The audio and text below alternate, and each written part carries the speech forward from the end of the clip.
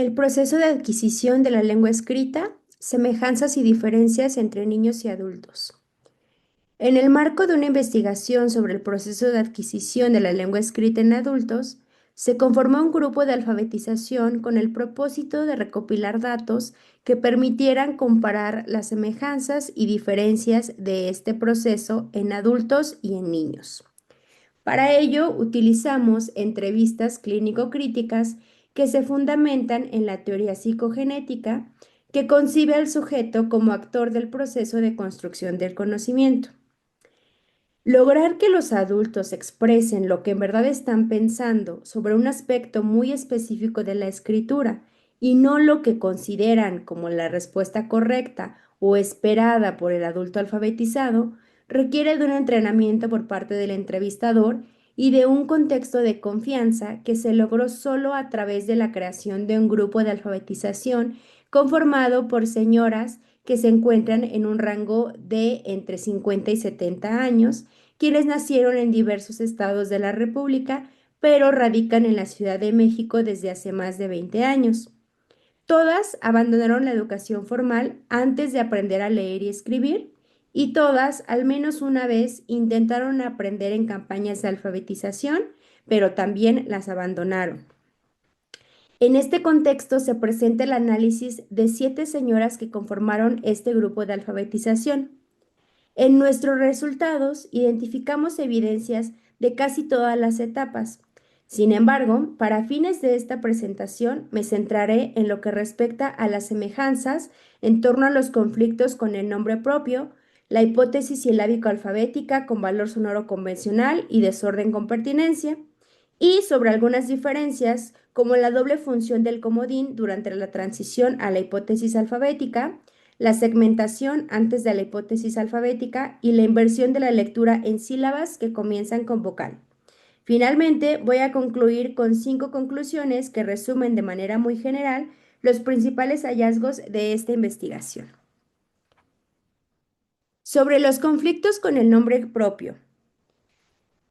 Una de las personas de quien modificamos los apellidos, rescatando las mismas características de los apellidos originales, es decir, el primer apellido que se compone de 3 sílabas de tipo vocal, consonante, vocal, consonante, consonante, vocal, iniciando con la letra A y una L en la segunda sílaba.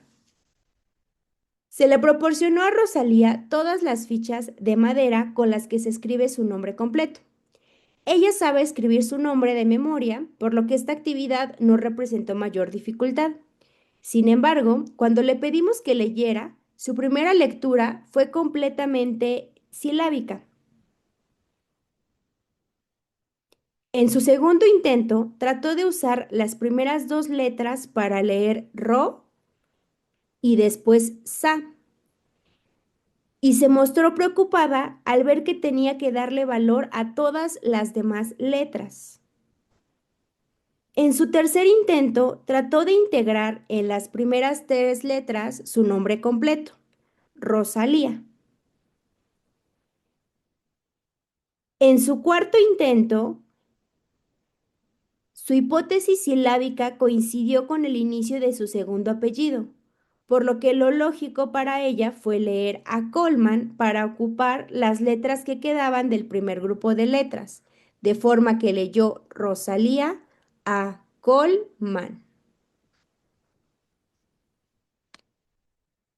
Hipótesis silábico-alfabética y desorden con pertinencia.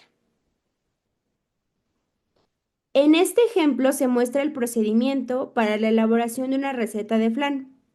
En la escritura se puede observar que algunas sílabas de algunas palabras están completas, mientras que otras aún no. Por ejemplo, do en licuadora, va en vainilla, va en vaciar y en. Asimismo, se identifica que hay sílabas que están escritas de forma completa, pero en distinto orden. Tal es el caso de azúcar, flan y María. Un último aspecto interesante de esta escritura es la lectura invertida en el caso de la R en derretir y la R en azúcar. En este caso, la señora leyó derretir de derecha a izquierda y azúcar de la misma manera. En lo que respecta a algunas diferencias, encontramos segmentación antes de la hipótesis alfabética. En las imágenes se muestran tres escrituras en distintos momentos. Las tres fueron escritas por la misma persona haciendo uso de la computadora. Unas sesiones posteriores a la primera escritura se le pidió que leyera la versión que había escrito. Al enfrentar dificultades para leer, intervenimos recordándole que estaba escribiendo una receta para elaborar un flan y que nos había dicho que en la primera línea debía decir 5 huevos. En la segunda línea, una lata de leche evaporada. Y así sucesivamente le fuimos pidiendo que nos corroborara si efectivamente decía eso que nos había dicho una sesión anterior. Al intentar leer, nos dijo que no se podía leer porque estaba todo corrido y que le hacían falta los espacios. Con ayuda de la computadora y las flechas del teclado, la invitamos a que fuera colocando los espacios donde considerara que terminaba una palabra e iniciaba otra. Fue poniendo los espacios mientras iba tratando de leer, pero en cada línea se mostraba preocupada al ver que le quedaban cadenas de palabras con muy pocas letras, por lo que iba tratando de poner cada vez más letras. Leía y ponía más. La segunda y tercera imagen son resultado de estos cambios. Doble función del comodín durante la transición a la hipótesis alfabética. Como se puede apreciar en los ejemplos, en el caso de una de las señoras, su letra de comodín sistemáticamente es la N. Sin embargo, esta letra no la utiliza solo para cubrir el espacio de una sílaba, tal como se ve en la escritura de caracol o cerveza. La letra N también la utiliza para cubrir el espacio de una letra cuando no sabe qué debería ir. Sabe que debería ir otra letra, pero no sabe cuál. En específico, esto sucedió cuando la letra correspondiente a la sílaba ya la había colocado, pero al estar en transición a la hipótesis alfabética, ya no es tan obvio que una sola letra baste para una sílaba. Entonces, la N llega a ocupar el lugar de esa otra letra, tal como se ve en el caso de chile y papaya. Inversión en la lectura de sílabas que empiezan con vocal. En algunas actividades en las que debían leer palabras, se identificó la inversión en la lectura de sílabas que iniciaban con vocal. Este fue un aspecto interesante porque aunque no sucedió en todas las ocasiones, sí ocurrió sistemáticamente únicamente en aquellas palabras que iniciaban con vocal.